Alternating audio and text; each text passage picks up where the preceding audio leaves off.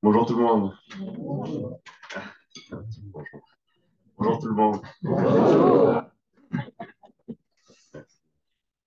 Je m'appelle JP, il y a ma petite famille qui est là. On va mettre la photo. Avant que je commence, je voulais vous remercier de votre accueil ce matin. Je suis un des missionnaires que l'Église soutient. Alors merci énormément de votre soutien. Je remercie ceux aussi, l'équipe qui est venue en avril en Roumanie nous aider. Vous avez été une énorme bénédiction pour l'équipe. Merci beaucoup. Je remercie les gens qui nous soutiennent aussi personnellement. Et puis, je voulais remercier ce matin aussi Myriam Lass. On a dû monter une association en France qui nous soutient, qui est en France, et des dons, mais aussi missionnaires, et c'est la vérité référentielle. Moi, c'est JP, je suis là. Ma femme s'appelle Eddie, elle est roumaine. J'ai quatre garçons, on n'a pas fait l'acceptation des filles. On les aide quand même. Nathan, le plus grand, qui a 14 ans, Elias au milieu qui a 5 ans, Noël qui en a 3, Néhémia le dernier. J'avais préparé ma présentation, ma prédication, et puis hier, pendant le voyage, il y a un mot qui est venu fortement que je devais ajouter à tout ça. Je l'ai ajouté au début pour m'assurer que je n'oublie pas. Le mot que je voulais ajouter, que j'ai à cœur pour votre église, c'est le mot sacrifice. On a eu une croissance de notre ministère très grande ces 3 dernières années. On a beaucoup travaillé avec ma femme, puis on a eu nos 3 enfants qui sont une bénédiction et qui nous ont beaucoup fait. Puis en juin, on était sur les rotules, en fait, on pouvait plus. Donc, on avait des conseils qu'il fallait aller un peu doucement. Et puis en septembre, je savais que la dernière chose que je devais faire, c'était une visite de vie. Donc, je vois ma femme, je dis, est-ce que ça va, si la maison était 4, ça va, on s'accorde sur une dizaine de visites. Donc, c'est ça. On lance les emails, et puis on a 12 invitations. Je dis à ma femme, tu résistes, 12. Ça va. 14, tu résistes, ça va. 17, on avait 17 invitations entre septembre et décembre. C'est ma part de sacrifice, en fait. Être avec vous le matin, ça va, c'est tranquille. Ce qui est compliqué, c'est de laisser les enfants, prendre la voiture. Je suis parti. On a fêté l'anniversaire de Elias jeudi soir, de 5 à 8. À 10 heures le soir, je prenais la voiture, en fait, pour venir ici. On a peur des accidents, des excès de vitesse, la police. Puis, c'est ma part de sacrifice. Et ma femme, elle se tape les quatre à la maison. Ça veut dire qu'elle ne dort pas la nuit parce qu'il y en a un qui vomit. Elle se lève tôt pour préparer le sang du tout plus grand. Elle doit habiller les deux petits. Elle doit les donner à l'école maternelle. À 10 heures, elle est un chez le médecin. À 12 heures, un chez le dentiste. À 3 heures, elle récupère à l'école. Elle fait à manger. Elle fait réciter la poésie bien. Elle dit au deuxième ou au troisième, arrêtez de vous battre pour se jouer. Ça, c'est ma femme. Je ne suis pas à la maison. Et donc, on a une autre part de sacrifice. Septembre. Vous êtes la 16e église que je visite. Dimanche prochain, ça fait. Je suis à la fin de mon sacrifice. Et à la fin du sacrifice, je suis heureux. Je suis heureux parce que je vois les fruits en fait, de tout ça. Je vois que le sacrifice est pas vrai. Et je suis heureux parce que ma vie a du sens en fait. Je porte quelque chose pour le royaume de Dieu. Dans toutes les églises que je visite, c'est toujours une équipe ménage. Il y a 2 types de personnes qui font le ménage. Les premiers, c'est les retraités qui sont en nous. Et puis ils se disent, au lieu de regarder questions pour un champion, je vais aller balayer l'église, je vais aller faire le ménage. Puis il y a les deuxièmes, qui ont un travail, des enfants à charge, des parents à charge, qui ont un temps très chargé, et qui se disent, moi, je ne sais pas chanter, je ne peux pas diriger un groupe. Moi, les enfants, c'est pas mon truc. Je veux faire quelque chose pour dire à Dieu que je viens. Et je vais mettre en priorité le ménage dans mon emploi du temps. Quoi qu'il arrive, chaque semaine, je prends mes 2 heures pour aller mettre les églises. Ça, c'est un sacrifice. Vous comprenez la différence entre service et sacrifice? Paul, Paul trouve, je sais pas, vous allez me dire ce que vous en pensez. Paul écrit à l'église aux Romains. Je vous exhorte donc, frères, par les compassions de Dieu, à offrir vos corps comme un sacrifice vivant, saint, agréable à Dieu. Et après, il aurait pu s'arrêter là, Paul. Paul, t'es gentil. Et après, il dit, ce qui sera de votre part un culte raisonnable. Il dit pas, c'est super. Il dit pas, c'est top. Il dit, les gars, c'est raisonnable.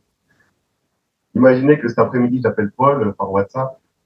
Salut Paul, ça va?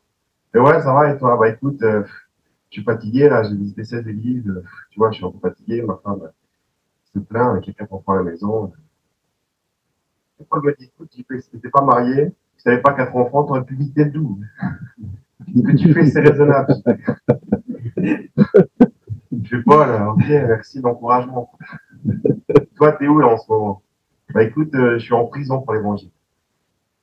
Ah, ah, ah, allez les bleus.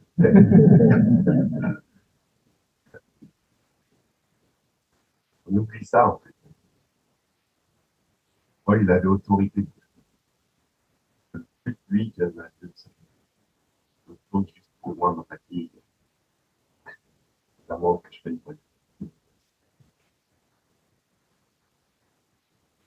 C'était le mot ce matin. Je ne sais pas c'est pour qui, mais je n'avais pas que un encouragement que Dieu vous appelle à cette un culte raisonnable. Non seulement c'est un culte raisonnable, ça donne en fait beaucoup de paix intérieure. C'est que à la fin du sacrifice, on est heureux de ce que Dieu a fait. Ceux qui ne me connaissent pas, je vais aller rapidement. À 20 ans, je m'appelle au ministère. Je suis parti à New York d'abord dans le quartier typique. En 2 ans, c'est là où j'ai appris la base du ministère. On était 200 missionnaires, et on avait 15 000 enfants, 20 000 enfants qui venaient chaque semaine à notre club dimanche, des rotations. À 23 ans, je suis parti en Roumanie, dans les villages roms. C'est là où j'ai rencontré ma femme. Elle m'a regardé, j'ai regardé. Ça m'a sauvé. Ouais, c'est vrai. Tous les étés, on venait faire des camps, des relations en France, le Tchétchène, un type. Et puis à 27 ans, maintenant, il est directeur de GPS Roumanie. Moi, de 20 à 27 ans, j'étais le plus heureux du monde, en fait. 5 jours par semaine, 40 semaines par an, j'étais dehors après chez l'évangile. Et ça m'a donné le plus de joie. Et je savais que directeur, c'est un peu plus administratif, quoi. C'est plus du travail de bureau, c'est moins dans la rue, c'est moins avec les ados. Et on m'a proposé ça, j'ai dit non, je ne crois pas que c'est pour moi. Ils sont revenus, j'ai dit non, je ne crois pas que c'est pour moi. La troisième fois, ils me proposent, écoutez les gars, ok pour 6 mois, mais un jour par semaine. Au moment-là, on était en train de démarrer un travail d'évangélisation dans un village rome. Et puis, en quelques semaines, on avait 50 enfants qui venaient au club du dimanche. Et on a lancé l'évangile très clair. Et puis, on se dit, punaise, c'est super, il y a des ados qui venaient aussi. On a dit, on va faire un club d'ados. Donc, le vendredi soir, on fait un club d'ados, 20 ados qui viennent. Samedi après-midi, club d'enfants. Il y a des parents qui viennent. Vendredi soir, on fait club d'ados. Samedi après-midi, on fait club d'enfants. Samedi soir, on fait une étude biblique. Puis après, on se dit, ça serait bien d'amener ces familles aussi dans une église locale. Vendredi soir, on fait le club d'ados. Samedi après, le club d'enfants. Samedi soir, étude biblique. Dimanche, on amène les familles à l'église. On a 1 heure de route. On les ramène, on discute avec elles. Et puis, on se rend compte que la plupart des enfants ont des soucis scolaires. Mardi, mercredi, jeudi, vendredi, on fait soutien scolaire. Vendredi soir, on fait un programme d'ados. Samedi après-midi, école du dimanche. Samedi soir, étude biblique. Dimanche, on les amène à l'église. Et puis, on a une réunion. Et on se rend compte qu'on pourrait faire le même travail dans le village à côté. Et en plein milieu de la réunion, je dis, excusez-moi, il faut que je sorte. Je sors, je vais marcher, je suis Seigneur, je ne sais pas quoi choisir. En fait. Ces gens ont soif de l'évangile. On peut les aider. Et moi, je travaille de 8 heures le matin à 9 heures le soir. Je ne peux plus rien mettre dans mon emploi de temps. Qu'est-ce que je fais? Et alors qu'on m'avait donné le titre de directeur quelques mois avant, dans cette prière que Dieu m'a donnée, en fait. Dieu m'a dit, tu t'arrêtes. Concentre-toi à engager les missionnaires qui font ce travail pour lui.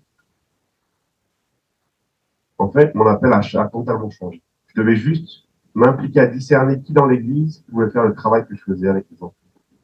Je devais les former et ensuite les envoyer avec les missionnaires. J'avais 27 ans. On a commencé, on était deux, il y avait moi et un missionnaire belge.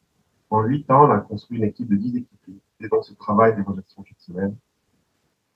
Et puis, c'est en 2019, la même année, on a eu le centre Porteuil-Love. Vous avez déjà entendu parler, je ne vais pas parler mon speech. Sachez juste qu'on a eu cette vision d'acheter ce centre, qui est beaucoup plus cher que ce qu'on pouvait nous acheter. Le centre est 1 million, on a 5 ans pour le payer, on a déjà pu payer 440 000 euros, puis on a eu un prêt là de 100 000 euros qui nous aide à avancer le projet. On a eu aussi la vision d'aider les missionnaires qui avaient un très bas salaire, d'investir dans du matériel, qui a permis qu'on puisse acheter 3 minibus et puis aussi qu'on puisse faire grandir l'équipe. Et de 2019 à 2020, alors qu'il y avait Covid, 2019, on fait un pas de foi. 2020, je double. Alors que le monde s'arrête, alors que les entreprises disent qu'il va falloir virer des gens. Dieu dit, je suis avec vous. 2021, on passe de 20 à 25 personnes. 2022, on est 30 super. Covid, crise ukrainienne. En fait, Dieu avait quelque chose à cœur. Il attendait qu'on fasse un pas de foi.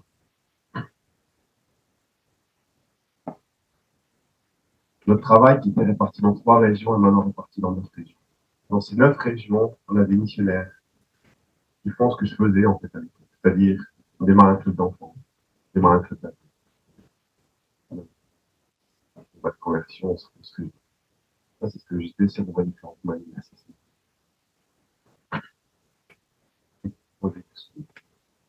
Sachez que moi, je suis pleinement impliqué dans ce projet.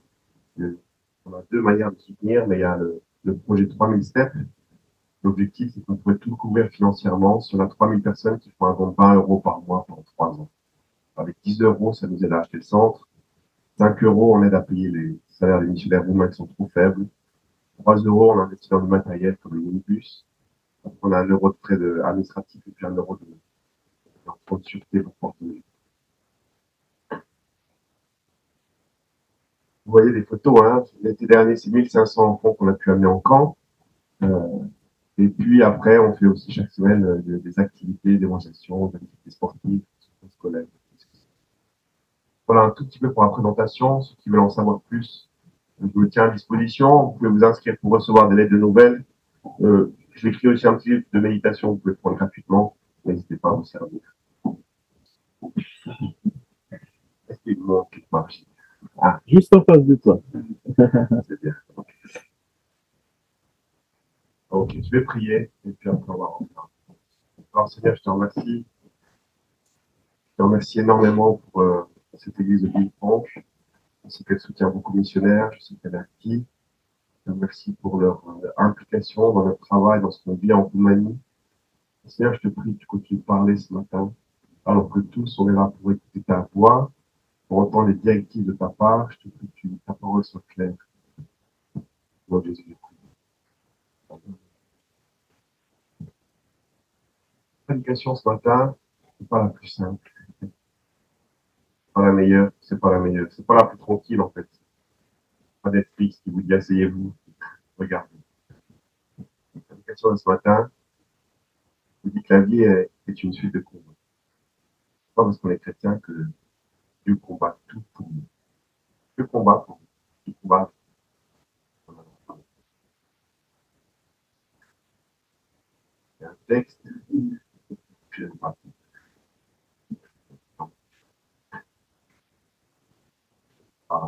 Quand on a voulu acheter le centre, en fait, on a pris pendant 6 mois. Puis ensuite, les missionnaires, on s'est réunis dans le centre. Pendant un week-end pour chercher Dieu, en fait. On a dit, on va louer, on va prier, on va écouter la parole de Dieu. On a eu 3 prédicateurs. Les 3 prédicateurs sont venus avec le texte de Josué. C'est peut-être quelque chose à apprendre de Josué. C'est peut-être quelque chose que je dois comprendre. Et j'ai plusieurs réflexions que j'aimerais faire. D'abord, je vais mettre le contexte de Josué. On va parler de 3 générations. La génération 1 qui est avant Josué, la génération 2 qui est celle de Josué, celle d'après. La génération 1, c'est la génération d'Israël qui était esclave. Esclave, tu décides de rien. C'est-à-dire que leur maître avait même le droit de mort sur leurs enfants. C'est l'état auquel ils étaient réfugiés. Les Roumains, sous le communisme de Ceausescu, pouvaient décider de pas grand-chose, en fait. Par exemple, Ceausescu a dit que chaque femme mariée devait avoir au moins 4 enfants. L'État décide du nombre d'enfants qu'il doit avoir. L'État décide de la longueur des cheveux pour les hommes et pour les femmes. L'État dit on n'aura pas de chômage, donc si vous ne travaillez pas, vous allez en prison. Donc on a créé des travaux où les gens faisaient quelque chose de ridicule pour que tout le monde travaille.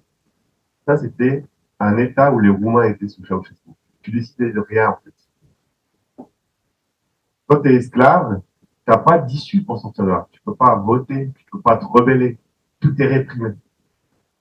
Et en fait, ce que Dieu a fait avec la génération 1, il a envoyé un homme qui a un parcours extraordinaire, il a envoyé Moïse. Il a préparé depuis tout petit, c'est un destin incroyable. On connaît tous. Et puis après, il a envoyé les types d'Égypte. Des fois, on aimerait vivre des miracles, d'expériences. Puis on voit les miracles, il y a vraiment besoin. Et je suis content de ne pas avoir été esclave, en fait, pour voir ces miracles. Mais Dieu envoie ces miracles. Moïse emmène le peuple vers le pays promis. Il amène aux portes du pays promis. Il y est allé, on y va. Que fait le peuple?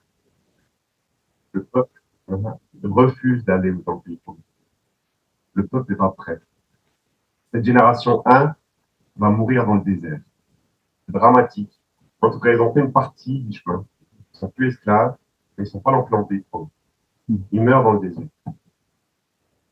La génération 2 naît et grandit dans le désert. Le désert, c'est un lieu de transformation. Je vais vous dire quelques déserts de ma vie, juste pour que vous visualisez c'est quoi un désert. D'accord? Je vous ai dit qu'à 20 ans, je suis parti à New York. J'avais cette super mission. Et puis, à 22 ans, je me suis rentré en France et je me suis dit, je vais vivre ce que j'ai vécu à New York, je veux le vivre en France. Et donc, j'ai été voir des missions. Donc, je vous ai dit, hein, on avait 20 000 enfants qui venaient à l'hôpital d'enfants chaque semaine. Et quand j'étais à New York, c'était 200 missionnaires par le compte. Et je vais voir la mission française, je me dis, je veux vivre ça en France. Et en France, on me dit, écoute, là, il y a un club, il y a 20 enfants. Ah non. Là, il y a un club, on fait comme si, ah non. En fait, j'étais devenu orgueilleux. J'étais très orgueilleux, très arrogant. Et puis, l'émission me propose quelque chose, j'avais pas compris que la France, c'est pas une station. Que les choses se font différemment. Et alors que les missions ici en France me proposent du travail, je refuse à tout le monde. Non, non, Dieu a mieux pour moi. Dieu a mieux pour moi. J'appelle les États-Unis, ensuite je dis, écoutez, ça n'a pas fonctionné ce que je voulais faire en France. Est-ce que je peux retravailler avec vous? Il me dit, JP, t'es parti, hein. Nous, on n'a plus de place pour toi. J'ai raccroché. Et après, j'ai eu le coup de téléphone le plus humiliant de ma vie. Papa, maman, vous pouvez m'héberger chez vous? Je croyais à 22 ans être le grand missionnaire. J'avais tout compris là. Non,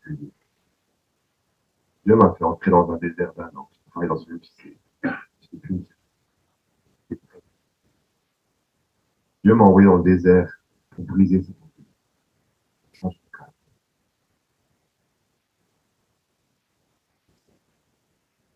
Deuxième désert, et 10 ans plus tard, je suis dans une église, on va prêcher sur le fait de confesser ses péchés les uns. Prêche, et après j'envoie les jeunes de pardon. Je dis, allez-y, confessez vos péchés les uns. Très fort dans ma question. Juste que j'avais pas prévu moi de le faire, en fait. Je pas péché à côté. J'ai un animateur qui vient vers moi. Et j'y viens, on va confesser les péchés. Après, mais je peux pas dire non, en fait. J'avais prêché tellement fortement. Donc, il me prend avec lui, il confesse ses péchés, je dois libérer. Il me dit, toi, j'ai fait, vas-y, maintenant. Je cherche dans mon cœur, je me Seigneur, qu'est-ce qui ne va pas dans mon cœur? Et Dieu met le point sur une chose. Il y avait quelqu'un qui avait une position dans le ministère. Je convoitais sa position. Je ne suis pas, c'était un peu inconscient, en fait. Et au moment où il me pose la question, ça devient très clair dans la tête. Je confesse mon péché, je dis, écoute, voilà, il y a cette position au ministère qui n'est pas la mienne. D'un coup, quelque chose qui s'est en fait, c'était une époque où j'étais très fatigué, je savais que je devais m'arrêter. Mais je ne voulais pas m'arrêter parce que je me suis dit, si je m'arrête, je ne vais pas pouvoir avoir cette position que je trouve. Vous voyez comment un péché entraîne un autre péché. Le fait d'avoir confessé, c'est un temps sabbatique, je suis mis volontairement dans le désert. Et ça m'a sauvé. Jésus, avant de commencer le ministère, a fait 40 ans dans le désert. On a tous besoin du désert. C'est juste pas un endroit où on devrait mourir. Ça marche. C'est un endroit où on devrait être transformé, changer. La génération 2 a grandi dans le désert, elle était prête, elle est rentrée dans le pays promis. Et vous savez qu'elle n'a pas tout conquis. La génération 3, elle n'est pas née dans l'esclavage, elle n'est pas née dans le désert. Et qu'est-ce qui s'est passé? Et on va commencer à voir la Bible. Elle va lire. Génération 3. Okay. Josué, fils de Nun, serviteur de l'Éternel, mourut à l'âge de 110 ans. Tous ceux de sa génération disparurent à leur tour. Une nouvelle génération, par la génération 3, une nouvelle génération se leva qui ne connaissait pas l'Éternel. Ils n'avaient pas vu les œuvres qu'il avait accomplies en faveur d'Israël. Alors les Israélites firent ce que l'Éternel considère comme mal. Ils se mirent à rendre un culte au dieu Baal. Ils abandonnèrent l'Éternel.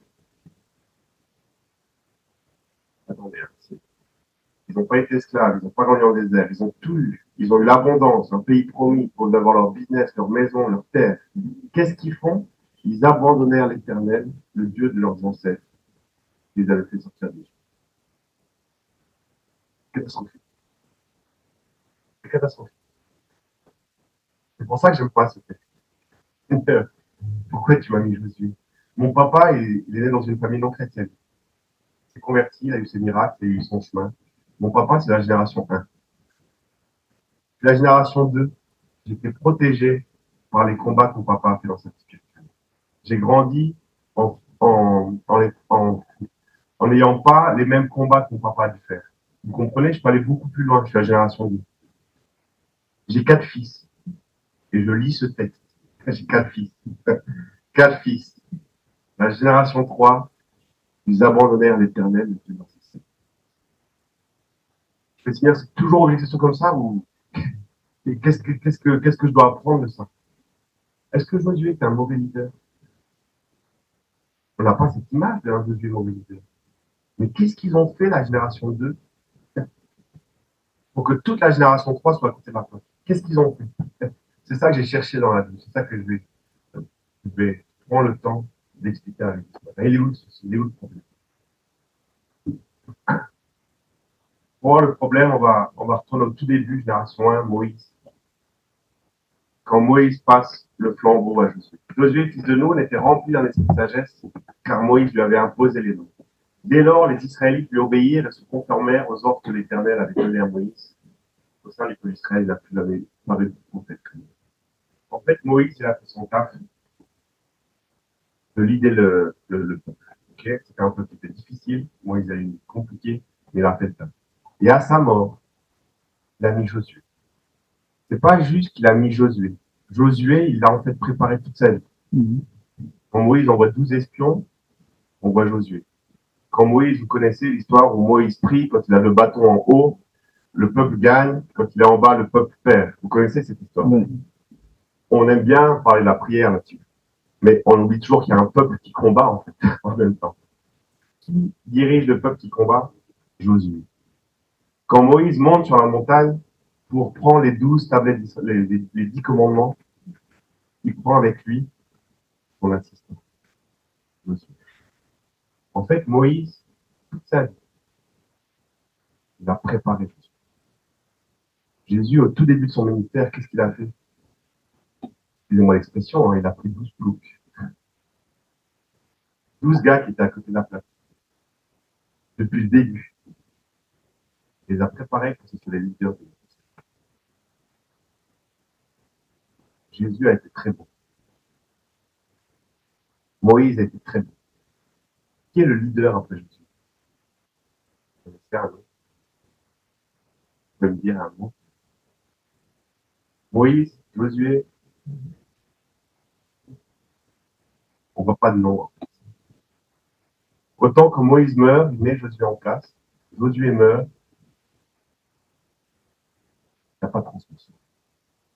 Le combat de la transmission. Dans tout ce qu'on fait dans le ministère, on n'est jamais éternel.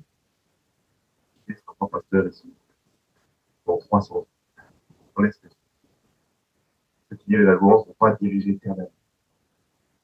Dans tout ce qu'on fait dans notre vie chrétienne, il faut toujours savoir qu'on est un petit maillon d'une plus grande chaîne. Il faut toujours préparer le show. Après, Josué n'a pas préparé le successeur. Le combat l'a fait. On a demandé à Billy Graham, hein, Hiram, qu'est-ce que vous auriez changé si vous pouviez reprendre votre vie? Il a dit, je ne changerai rien, sauf que je prendrai 12 gardes par rapport à tout ce que Dieu m'a dit. Hiram, on va à la transmission. Deuxième observation, je vais lire deux textes. On voit Josué qui démarre son ministère, il est énorme promesses de Dieu. Après la mort de Moïse, serviteur de l'Éternel, l'Éternel dit à Josué, fils de Nun, l'assistant de Moïse, mon serviteur Moïse est mort. Comme je l'ai promis à Moïse, je vous donne tout endroit où vous poserez vos pieds. Tant que tu vivras, personne ne pourra te résister. Car je serai avec toi comme il était Moïse, je ne te délaisserai pas, je ne t'abandonnerai pas. Donc Dieu donne la promesse, super, il va tout donner. Après, comme dans tous les contrats, il y a des petites conditions. Alinéa A, B, les conditions, c'est quoi? Simplement, prends courage, ok, ça va. Tiens bon, ok, pour veiller à obéir à toute la loi que mon serviteur Moïs t'a prescrite. Bon, ça veut dire quoi, obéir? Sans t'en écarter ni d'un côté ni de l'autre, alors tu réussiras dans tout ce que tu entreprends. En fait, vous savez que Josué, avec le peuple, a été conquérir le pays promis. Mais vous savez qu'ils n'ont pas tout conquis. Okay? Ils ont conquis peut-être 90%. Moi, si Josué il fait ça, puis Dieu, et Josué, ok, pas mal. Je mets 19 sur 20. Okay? On va voir ce que Dieu dit à Josué à la fin de sa vie. L'ange de l'Éternel, en juge la fin de la vie de Josué. L'ange de l'Éternel monta à Gilgal, de Gilgal à Bokim, et déclara au peuple d'Israël, je vous ai fait sortir d'Égypte, vous ai amené dans le pays que j'ai solennement promis à vos ancêtres. J'ai déclaré que je ne romprai jamais mon alliance avec vous. Et vous de même, vous ne conclurez pas d'alliance avec les habitants de ce pays. Et vous démolirez leurs affaires. Que dit l'ange de l'Éternel? En fait, Dieu est dur. Or, vous ne m'avez pas obéi. Dieu leur met un 0 point. Seigneur, ils ont obéi, mais en partie. Pourquoi tu ne mets pas un 19, 19,5, 18, 15? Imaginez que je sois fidèle à ma femme 90% du temps. Est-ce que ma femme me donnerait un 19 sur 20? Ou est-ce qu'elle me grifferait? Est-ce qu'elle me taperait? Est-ce qu'elle me piétinerait? Si les pompiers éteignent 90% d'un feu, est-ce qu'on va leur dire félicitations? Ou alors on va leur dire vous êtes rigolo en fait. Vous n'avez rien. Est-ce que Dieu sait en fait? C'est Dieu, il nous aime. On n'aime pas l'obéissance. L'obéissance, c'est difficile. Quand on dit j'ai obéi en partie, ça va. Dieu regarde le peuple israélien. Et j'entends ça, moi la troisième génération, regarde le fils. Obéir encore. On va l'obéissance. Même Jésus, la Bible dit, Jésus a dû apprendre à obéir. Pour nous. Peut-être qu'il y aura encore pire pour les Français. On aime désobéir.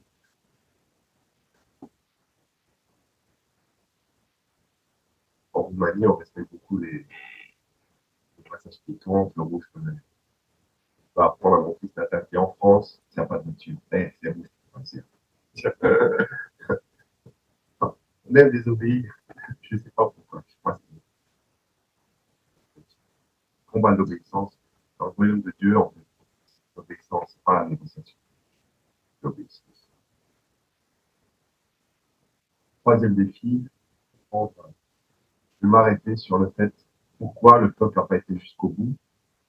Vous pouvez lire tout Josué jusqu'au chapitre 18. Elle, Josué et la génération 2 ont été très bons. Versets 2 et 4. Il restait parmi les Israélites 7 tribus qui n'avaient pas encore pris possession de leur patrimoine.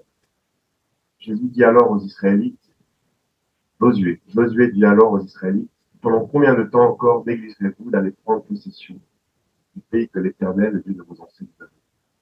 En fait, c'est là où Josué. Le peuple, il est tranquille, il a plus envie de se battre. Mais Josué, c'est un vrai leader. Il prend le micro, il réunit tout le monde, il dit, les 7 tribus là, on va se battre. J'aime ce Josué qui est comme dans sa jeunesse, où il y avait les 12 espions, il y en a 10 qui disent c'est pas possible. On a Josué et Caleb qui disent notre Dieu est plus grand. J'aime ça. Mais qu'est-ce qui se passe quelques chapitres plus loin?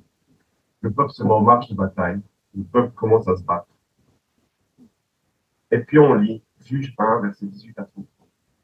Les gens de Juda ne réussirent pas à déposséder les habitants de la vallée, car ceux-ci disposaient de chars de combat par des frères. C'était quoi la promesse de Dieu? C'était vous allez tout conquérir, sauf là où c'est difficile. Je serai avec vous jusque là où il y a des chars. Là, les chars, je ne peux pas. Moi, Dieu, je ne peux pas les chars. Il avait dit quoi, Dieu? Il a dit, vous aurez tout, je vais vous aider à tout. Vous savez comment je vois ces chars? Des excuses. Contre le sang de Dieu. Dieu dit, on y va. Et puis d'un coup, le peuple est une excuse. Je ne supporte pas. Je ne supporte pas. Je ne supporte pas le peuple qui vient avec une excuse et qui s'arrête.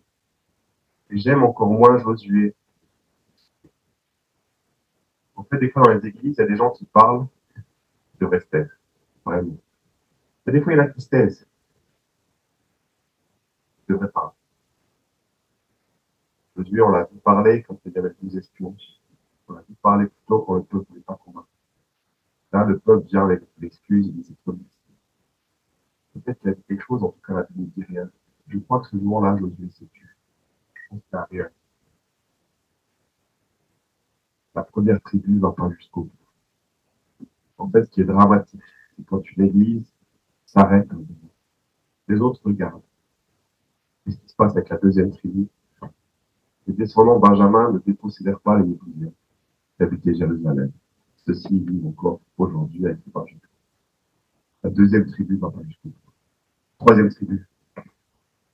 Les hommes de Manassé ne dépossédèrent pas les habitants de Bethsaïd, de Tahanak, de Dor, de Ibléam, de Dor. Troisième tribu ne va pas jusqu'au bout. Les gens d'Éphraïm, quatrième tribu ne va pas jusqu'au bout. Ceux de Zabulon, cinquième tribu, elle ne va pas jusqu'au bout. Les gens d'Asser, sixième tribu ne va pas jusqu'au bout. Les gens de Nephtali, septième tribu ne va pas jusqu'au bout. Il y en a un qui ne va pas jusqu'au bout. C'est un effet domino. Tous ne vont pas jusqu'au bout de l'objectif que Dieu avait donné. Troisième génération, je ne connais pas le Père.